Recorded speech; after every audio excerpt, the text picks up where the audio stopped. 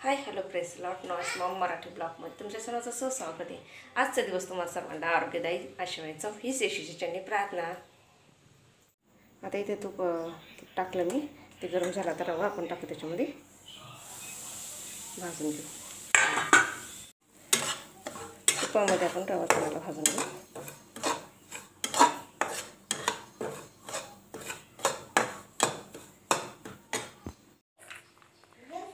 हे आता आपण काजू बदाम टाकतो त्याच्यामध्ये,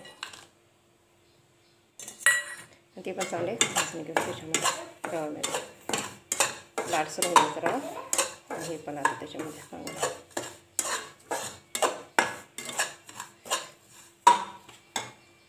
भाजत आलं आहे।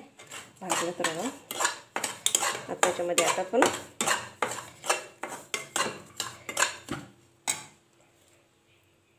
केळ आणि गूळ टाकू, एकजीव करू त्याच्यामध्ये।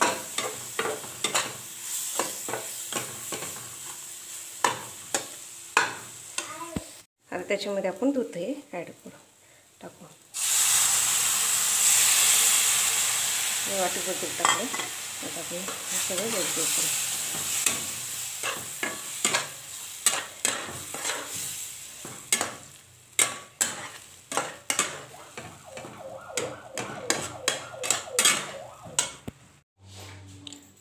बघा आपला रवा किती छान झालेला आहे, मस्तपैकी।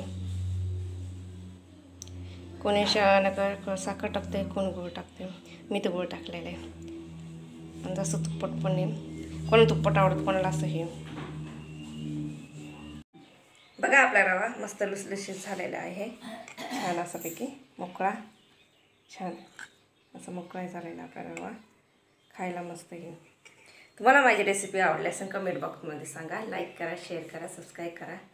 भेटूया नवीन व्हिडिओमध्ये, बाय।